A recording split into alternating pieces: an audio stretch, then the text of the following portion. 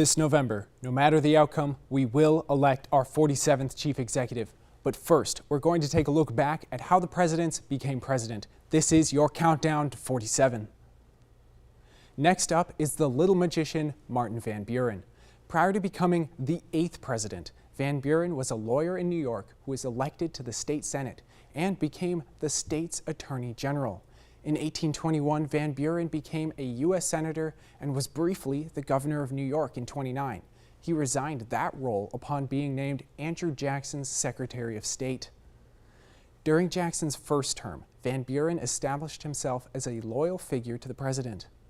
So much so, in fact, that when a rift formed in Jackson's cabinet, he resigned his post in an effort to force other members to do the same, so that Jackson could appoint a new cabinet.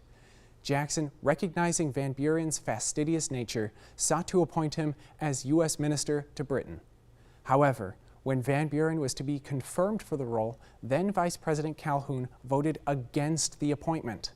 In response, when Jackson ran for re-election in 1832, he tapped Van Buren as his running mate. The two founders of the Democratic Party were now on the same ticket. For 4 years, Van Buren served as Jackson's vice president and was seen as his natural successor.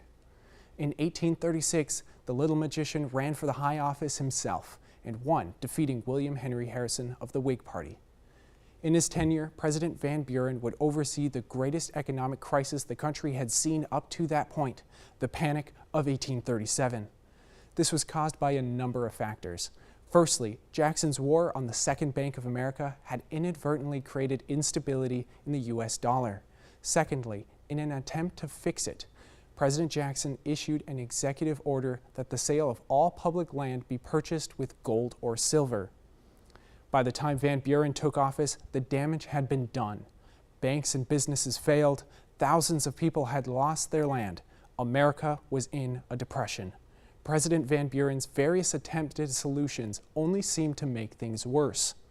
This crisis and his refusal to annex Texas remained the legacy of President Martin Van Buren. Van Buren's attempt for re-election in 1840 was doomed from the start. He was defeated by William Henry Harrison of the Whigs, who would be sure to leave his own mark on the presidency, just not the one he had intended. I'm Eric George for Valley News Live, and this has been your countdown to 47.